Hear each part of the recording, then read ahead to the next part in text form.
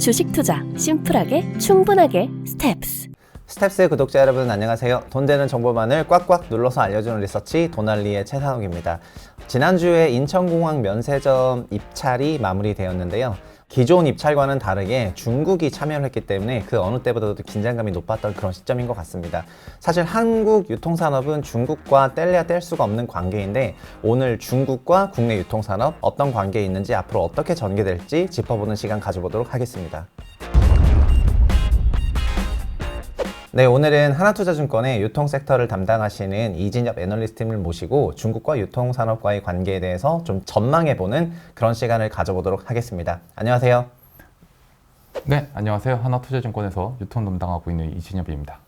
네, 저희가 인천공항 입찰부터 네. 좀 짚어봐야지 될 것 같은데 저도 뭔가 한국인이어서 그런지 모르겠지만 한국에 들어오는 그 관문이라고 하는 인천공항 면세점의 네. 운영사에 차이나 듀티프리 그룹이 입찰을 한다고 하니까 마음으로는 자유시장 경제를 옹호하지만 그럼에도 불구하고 안방을 뺏겨선 안 되는 게 아니냐 하는 이런 우려가 조금 들었는데 네. 전후적인 그 관계나 이 결과에 대해서 좀 설명해 주시면 좋겠네요. 네, 말씀하셨던 것처럼 인천공항 면세점 사업자를 공고 입찰을 했고, 그리고 거기에 있어서 CDFG라고 하는 중국 면세점 사업자가 입찰에 참여한다라는 소식이 들리면서 투자자분들 뿐만 아니라 많은 국민분들이 우려를 좀 많이 하셨던 것 같아요. 아무래도 인천공항이라고 하는 곳이 우리나라에 있어서는 되게 상징적인 공항이다 보니까 해당 면세 사업권을 중국 면세점이 가져가는 거가 사실은 조금 걱정스러웠겠죠. 그리고 우리 국민 정서상 중국을 그렇게 좋아하진 않거든요. 근데 중국 면세점이 또 입찰을 한다라고 하고 또 그들이 워낙 우리나라 면세점들보다는 압도적인 자금력을 또 가지고 있다 보니까 우려가 좀 있었던 상황이라고 볼 수 있을 것 같습니다. 네, 결과는 어떻게 되고 있어요? 네, 결과는 일단은 인천공항에서 적격 사업자들을 선정을 했고 추후에 관세청에서 최종 사업자를 낙찰하게 될 텐데 일단은 적격 사업자에서 중국 면세점은 떨어지는 모습이 나타났습니다. 언론상에서 얼마에 입찰했는지 가격들이 좀 나왔는데요. 국내 면세점 사업자들보다는 한참 떨어지는 가격을 입찰을 하게 되었고 그러다 보니까 한국 면세점 사업자들이 적격 사업자들로 선정이 되었다라고 봐주시면 될 것 같습니다.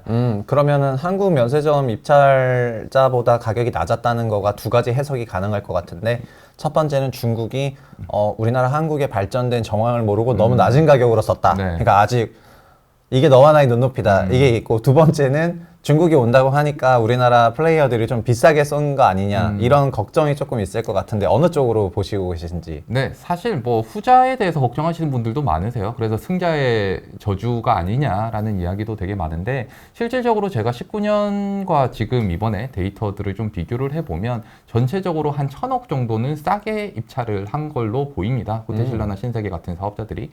그럼에도 불구하고 입찰이 되었다라는 것은 일단 면세점 사업자들이 기존의 공항을 바라보는 스탠스 자체는 완전히 바뀌었다라고 봐주시면 될 것 같아요. 어차피 돈을 벌기는 쉽지 않은 사이트인 거고 최대한 BEP 정도 레벨만 내서 그리고 이번에 코로나19를 겪다 보니까 워낙 변동성이 큰 사이트라는 것도 확인을 했었거든요. 그러다 보니까 국내 사업자들도 되게 보수적으로 접근을 했다라고 봐주시면 될 것 같은데 중국 면세점들 같은 경우에는 더더욱 더 보수적으로 접근을 했던 것으로 저는 추정을 하고 있습니다. 그러네요. 그러니까 코로나 때 말씀하셨던 것처럼 그 사용자 수의 변동성이 너무 크다 보니까 난 비싼 가격 안 쓸래라고 했는데 그래서 좀 낮게 입찰을 했던 것 같고 말씀하신 김에 저희가 2월 달부터 중국과 그 단기 비자 관련한 네. 이슈가 해소가 된 것으로 알고 있는데 그럼 면세와 관련해서 중국인 인바운드들은 조금 늘어나고 있는지 아니면 언제 정도로 늘어난다고 생각하시는지요? 일단 관광 데이터를 보면 1월 달 기준으로 중국인 관광객의 비중은 19년 대비해서 8% 정도 수준이었고요.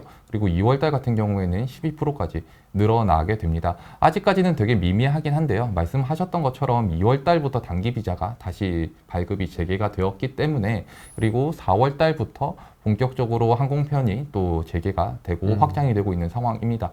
그러다 보니까 4월 청명절 연휴 그리고 5월 노동절 연휴 그리고 6월 6일, 8까지 계속 중국 쪽에서 연휴들이 있고 쇼핑 행사들이 있는 상황이라서 네. 4월부터 본격적으로 이 외국인, 중국인 인바운드들이 회복되는 모습들이 눈에 보이지 않을까라고 예상을 하고 있는 상황입니다. 네, 그러면 일단 직관적으로는 중국인 인바운드들이 많이 온다면 우리나라 면세 사업자들이 좀 좋아질 거라고 생각을 하는 것이 당연한데 네. 그 면세 사업자들의 그 위치도 굉장히 중요하잖아요. 그래서 지난번 초대 때 말씀드렸던 네. 부분은 좀 시내 면세점에 대해서 힘을 실는 그런 부분도 있었고 전체적으로 이렇게 중국인 인바운드 이후에 면세 쪽에서는 좀 어떤 기업을 최선호주로 보시고 그 좀 포인트는 뭔지. 아, 네. 일단은 면세 업종 중에서 저는 호텔신라를 가장 선호한다라는 말씀을 좀 드릴 수 있을 것 같아요. 일단 먼저 포인트는 저는 중국인 인바운드도 중요할 텐데 네. 지금 현재 면세점들 입장에서 가장 큰 고객은 여전히 따이공들이거든요. 그래서 그들의 움직임이 사실은 더욱더 중요할 것 같습니다. 근데 그들의 움직임은 기본적으로 우리나라에서 물건을 사서 중국에 파는 사업자들이다 보니까 중국의 소비가 좋아진다라고 하면 물건을 많이 가져가려고 할 네. 거예요. 그러다 보니 자연스럽게 그들의 수요는 늘어날 수 있다라고 말씀을 드릴 수 있을 것 같아요. 반면에 면세점들이 공급하는 공급은 축소가 될 가능성이 큽니다. 왜냐하면 면세점들 입장에서는 자기들이 가지고 있는 재고를 누구한테 분배하고 누구한테 판매할 거냐에 대한 재고 올로케이션에 대한 이슈가 있는 사업자들이거든요.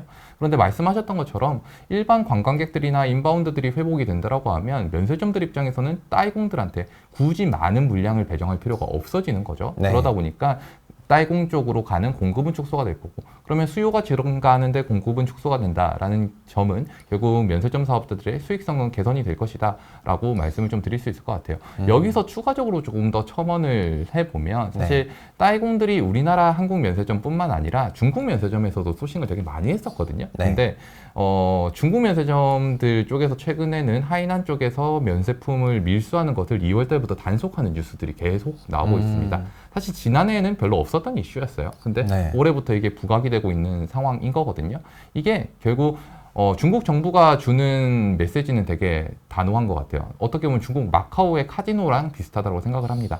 이걸 매스 중심으로 건전하게 키울 생각을 하고 있는 거지 이걸 굳이 이걸 악용하는 세력들, 일부 세력들, 마카오에서는 정키시였죠. 그리고 하이난 쪽에서는 따이공들이니까 그들은 엄벌하겠다라는 스탠스를 분명히 보여주고 있는 상황인 거고 그러다 보니 따이공들은 결국 한국 면세점에서 소싱을 할 수밖에 없는 상황이 만들어진다라고 하면 한국 면세점들의 협상력은 따이공들 대비해서 더욱더 강화될 수 있다라고 저는 생각을 하고 있기 때문에 그러한 부분들이 긍정적으로 예상이 되고 있는 상황입니다. 그래서 결국 종국적으로 결론적으로 말씀드리면 면세점 사업자들이 일단은 수익성이 좋아지는 그림을 볼 수 있을 것이다 라고 생각을 하고 있고요. 네, 여러 가지 정황상으로도 그렇지만은 그 카지노 때도 말씀하셨던 것처럼 국내 면세점들을 소수의 그 굉장히 여기서부터 여기까지 다 주세요 했던 그 따이공들 그런 고객에서 뭔가 좀 매스로 바뀌는 것이 네. 결국 수익성에도 도움이 될 수밖에 없는데 그렇게 좀 풀리는 것 같다고 말씀을 해주신 것 같고요. 저희가 면세점으로 시작을 했지만 사실은 유통산업이라는 게 면세점뿐만 아니라 지난번에는 백화점이라든가 네. 이런 부분에 대한 투자 아이디어도 제시해 주셨기 때문에 유통 채널별 좀 동향을 하나씩 봐주시면 좋겠습니다. 네, 먼저 백화점부터 말씀을 좀 드려보겠습니다. 백화점에 대해서는 사실 지난해 한 해부터 올해까지도 계속 피크아웃에 대한 우려가 아무래도 있을 수밖에 없습니다. 아무래도 사치제를 판매하는 채널이다 보니까 네. 이게 소비가 안 좋아진다라고 하는데 백화점이 버틸 수 있을까라는 걱정이 계속되고 있는 상황인 거고요. 그런데 뭐 3월달 데이터도 사실 뭐 어느 정도 추정을 해보면 여전히 두 자릿수 가까이 성장을 하는 것으로 보이거든요. 아, 그래서 피크아웃이 네. 없는 거군요? 백화점이 여전히 성장을 하고 있는 네. 상황이라고 봐야 될 것 같습니다. 소비 양극화가 지속이 되고 있기 때문에 웬만하면 백화점 같은 경우에는 꺾이진 않을 거다라고 저는 개인적으로 생각을 해요.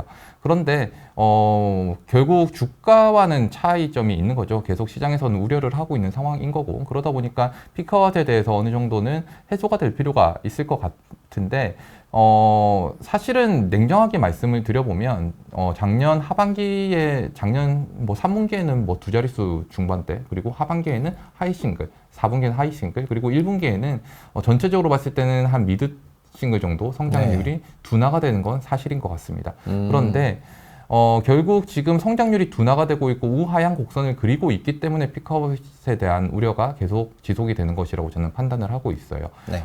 그러면 1분기보다는 2분기가 베이스가 사실 높습니다. 그렇기 때문에 2분기까지는 당분간은 성장성이 둔화될 가능성이 좀 더 높아 보인다라는 말씀을 드리는데 지난번에 제가 말씀드렸던 부분이 기대하고 있는 포인트가 외국인 인바운드에 대한 기대감이라고 말씀을 좀 드렸습니다. 그리고 그 부분은 앞서 말씀드렸던 것처럼 중국인 인바운드들이 수주들이 본격적으로 4분기에 올라올 거라고 예상을 하고 있거든요. 네. 그랬을 때는 그 숫자가 기여를 하기 시작하고 의미 있는 숫자를 만들어내는 시점은 2분기 중간 정도, 2분기 말 정도가 되지 않을까라고 예상을 하고 있고 그 숫자가 찍히는 순간부터 백화점의 성장률은 변곡점을 좀 만들어내지 않을까라고 생각을 해요. 그래서 3분기부터 반등이 나타날 수 있기 때문에 피크아웃에 대한 우려는 해소가 될 것이다. 그리고 3분기보다는 또 4분기가 기저가 낮습니다. 그런 네. 부분들을 좀 감안해 본다라고 하면 지금까지는 계속 성장률이 우하향하고 있다라고 했을 때 3분기를 기점으로 우상향하는 그림으로 다시 기대를 해볼 수 있을 것이다. 라는 측면에서 본다라고 하면 하반기 백화점에 대해서 좀 관심을 가져볼 필요가 분명히 있다라는 말씀 여전히 드리고 있습니다. 네, 그럼 백화점은 2분기가 좀 저점이라고 생각을 하시는 것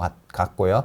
네, 저희가 백화점 채널뿐만 아니라 뭐 대형마트 채널도 네. 있고 또 온라인도 있는데 네. 대형마트와 온라인까지 듣고 그 다음에 다음 전체적으로 한번 짚어보면 좋을 것 같습니다. 네. 대형 마트 같은 경우에는 사실 작년 하반기에 내식 수요가 올라오다 보니까 굉장히 좋은 모습을 보였었는데 이번 1, 2월 실적이 좀 나오고 시장에서 실망감을 조금 가졌던 것 같아요. 1, 2월 누계로 봤을 때 이마트가 마이너스 1.2% 정도 기준점 역성장을 하다 보니까 이게 작년 하반기까지는 되게 잘했는데 이게 갑자기 무슨 일이야가 조금 생기는 것 같아요. 네. 그러다 보니까 최근에 주가 조정이 좀 나타나고 있는 상황인데 사실 이 부분에 있어서는 저희 시장에서 미리 예상하지 못했던 기고가 좀 있었던 것 같아요.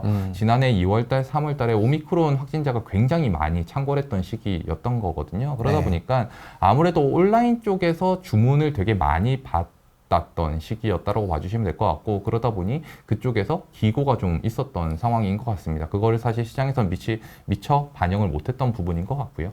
그래서 1, 2월까지는 소폭 기고 영향에 따라서 부진했지만 3월 달에는 다시 지난해 4분기의 모습으로 돌아가고 있는 모습들이 나타나고 있고 여전히 내식 수요가 경기 불황에 따라서 확대되고 있는 구간이기 때문에 2분기에는 다시 미드싱글 정도의 성장성을 보일 것으로 예상을 하고 있는 상황입니다. 반면에 네. 온라인은 계속 성장률이 점진적으로 좀 둔화가 되고 있는 모습들이 나타나고 있어요. 그리고 회사들이 전략적으로 지금은 자금 상황이 굉장히 녹록지 못하다 보니까 성장성보다는 수익성을 꾀하는 모습들로 전환이 되고 있는 시기인 것도 맞는 것 같고요. 당분간은 이런 트렌드가 올해까지는 이어질 수밖에 없다라고 판단을 하고 있습니다. 여전히 자금 상황은 녹록지 못한 상황이 지속만 되고 있거든요. 그러다 보니까 회사들은 버텨야 되고 버티지 못하는 사업자들은 도태되고 이런 상황이 올해부터 많이 목격이 될 가능성이 높다라고 보고 있고요. 그렇게 네. 되었을 때는 이커머스 시장은 올해까지는 계속 침체가 될 가능성이 크고 그러면 그들과 유통 사이드 전반에서 경쟁은 굉장히 완화되는 모습들이 작년과 올해 여전히 나타날 것이다 라고 판단을 하고 있습니다. 네, 온라인은 엽기저가 크다는 말씀이시고요. 대형마트 같은 경우에는요? 대형 마트 같은 경우에는 작년 하반기부터는 성장률이 조금 확대가 되었기 때문에 상반기 같은 경우까지는 기저가 그래도 부담이 덜 하거든요. 네. 그래서 2분기 미드싱글 정도 성장을 할 것이고 하반기에는 성장률이 조금 기저 부담에 따라서 둔화가 될 수는 있겠지만 수익성 관점에서는 네. 이커머스 쪽과 경쟁이 계속 완화가 되고 있는 상황이라서 수익성의 반등은 분명히 나타날 것이다라고 봐주시면 될 것 같아요. 네. 오늘도 2월달 유통 전반적인 그런 이제 동향을 네. 자료를 내셨는데 이런 성장성 둔화라든 이런 우려가 시장에 존재하는 건 맞는데 네. 뭔가 느낌은 백화점도 YOY로 숫자가 좋았고 네. 이렇게 해서 너 하이싱글이거나 거의 막 뭐 심지어 두 자리를 예상하거나 약간 이런 분위기인 것 같긴 하거든요. 네. 그래서 막연하게 있는 하반기 경기 둔화에 대한 그런 우려감과 상반되게 오히려 현재의 데이터들은 조금 잘 나오고 네네. 있다 보니까 투자자분들이 전반적으로 좀 헷갈릴 수가 있을 것 같아요. 그래서 이런 채널들에 대해서 종합적으로 보시는 입장에서 네. 올해 그러면은 그래도 어떤 유통 채널이라든가 어떤 기업에 좀 집중하는 게 좀 좋은지 이제 종합적인 그런 의견을 한번 주시면 좋겠습니다. 네, 저는 가장 먼저 면세점 업태를 가장 먼저 주목을 하고 있습니다. 아무래도 중국의 리오프닝이 진행되고 중국 소비가 개선되는 모습들이 점진적으로 나타날 것이고 네. 그 부분들이 면세점 사업자들한테 분명히 긍정적으로 영향을 줄 수 있기 때문에 이게 뭐 시점의 차이에 이슈는 있을 수 있겠지만 전반적으로 우상향을 하는 그림은 계속 나타날 수 있다라고 생각을 하고 있고요. 국내 유통사업자들 같은 경우에는 상반기에는 대형마트를 좀 말씀드리고 있어요. 네. 앞서서 말씀드렸던 것처럼 하반기는 기저가 조금 높은 상황이긴 합니다. 예. 하지만 상반기에는 내식 수요가 계속 증가를 하면서 대형마트들의 매출이 견조할 수 있지 않을까라고 계속 추정을 하고 있는 상황인 거고 거기다가 제조사들과의 협상력 관점에서 기존의 이커머스 사업자들 같은 경우에는 계속 어깨에 힘이 들어갔었던, 지난해까지는 어깨에 힘이 들어갔었던 상황이었다라고 하면 네. 최근에는 어음 거래를 좀 많이 한다라고 했을 때 제조사들 입장에서는 현금 흐름이 잘 안 도는 이커머스 사업자들이 점점 늘어난다라고 하면 이쪽에 물건 주기 싫거든요. 그러겠죠. 네, 그러면 오히려 현금 흐름이 잘 도는 유통업체들한테 물건을 조금 더 많이 줄 가능성이 크고 더 협상력이 키워질 가능성이 큽니다. 그런 대표적인 사업자가 대형마트라고 생각을 해요. 그래서 앞서 말씀드렸던 유통 사이트 전반에 경쟁은 완화되고 그 다음에 제조사들과의 협상력은 커지기 때문에 수익성이 개선되는 부분들이 올해 상반기에 분명히 목격될 수 있다고 판단을 합니다. 그래서 대형마트 사업자들 상반기까지는 일단 기저에 대한 부담도 크지 않고 수익성에 대한 변화도 분명히 나타날 수 있기 때문에 주목해보자라는 말씀을 좀 드릴 수 있을 것 같고요. 네. 백화점 같은 경우에는 앞서 말씀드렸던 것처럼 매출의 변곡점을 만들어내는 것은 하반기, 3분기부터가 되지 않을까라고 예상을 하고 있기 때문에 하반기에 외국인 매출 비중에 대한 기대를 품어보면서 하반기에 조금 대응을 해보시는 게 어떨까라는 말씀을 드릴 수 있을 것 같습니다. 네, 그 온라인과 대형마트는 사실 어떻게 보면 얼핏 비슷한 그런 네. 타겟을 하고 있기 때문에 그런데 온라인 쪽에서 이제 비용 절감이라든가 여러 가지 위험 요인들이 올라온다면 자연스럽게 그 대형마트 네.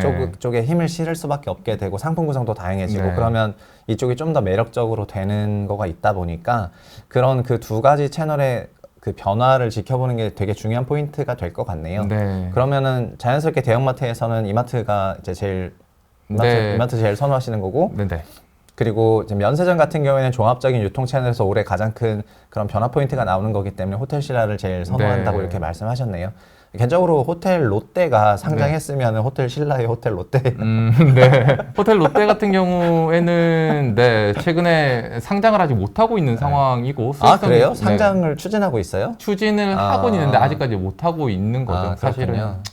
하겠다라고 계속 얘기를 하고 있는 상황이긴 한데 그리고 그게 어느 정도 호텔 롯데가 상장이 되고 롯데 지주와 호텔 롯데의 투자 부분이 합병이 되어야지 사실 롯데 그룹 자체의 지배구조 개편이 완성이 되는 거거든요. 예. 근데 아직까지는 과거 롯데 지주가 상장한 다음에 호텔 롯데도 상장하겠다는 작업을 추진을 했었는데 코로나19 때문에 사실은 계속 지연이 되고 있는 상황이라고 봐주시면 될 것 같아요. 네네. 면세점이 이제 어느 정도 경쟁력을 회복하고 올해 뭐 내년 정도 된다라고 하면 호텔 롯데도 상장을 다시 추진을 하는 것이 아무래도 일본 롯데와 한국 롯데의 연결고리를 계속 끊겠다라는 게 신동빈 회장의 의지다 보니까 그 부분들을 좀 감안을 해본다라고 하면 결국에는 종국적으로는 내년이나 내후년 정도에는 추진을 할 수밖에 없지 않을까라고 생각은 하고 있습니다. 네, 질문을 잘했네요. 사실 호텔 롯데나 그 호텔 신라 같은 경우에는 면세점으로 글로벌 경쟁력이 다 탑5 안에 들어가더라고요. 네. 그래서 굉장히 면세 사업에서 완전 글로벌 탑 티어인데 우리나라 사람들은 아마 그렇게 생각하는 사람이 많을지는 모르겠는데 왜냐면 저도 글로벌 뭐 2, 3등 막 이래가지고 네. 너무 2등, 8등 막 이러니까 와, 이 정도로 잘했다고? 약간 이런 게 조금 있었거든요. 그래서 면세 사업이 한국이 굉장히 경쟁력 있는 사업이면 생각을 좀 하시면 좋겠고요.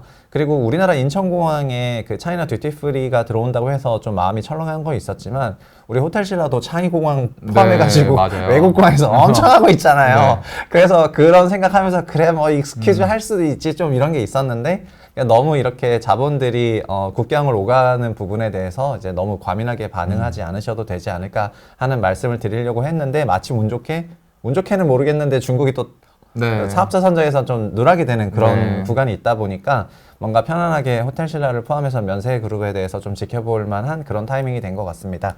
오늘 긴 시간 설명해 주신 분은 하나투자증권의 이진협 애널리스트님이시고요. 유통 채널 전반을 좀 짚어봤고 아마 뭐 편의점 정도만 좀 안 했던 것 같은데 4월부터 확실히 그 중국인 인바운드에 대한 그런 기대감이 있기 때문에 관광 데이터를 포함해서 면세 사업자들의 실적이 어떻게 개선되는지를 같이 지켜보시면 좋을 것 같습니다. 오늘은 이상으로 마감을 하겠고요. 다음에도 좋은 시간으로 찾아오겠습니다. 감사합니다.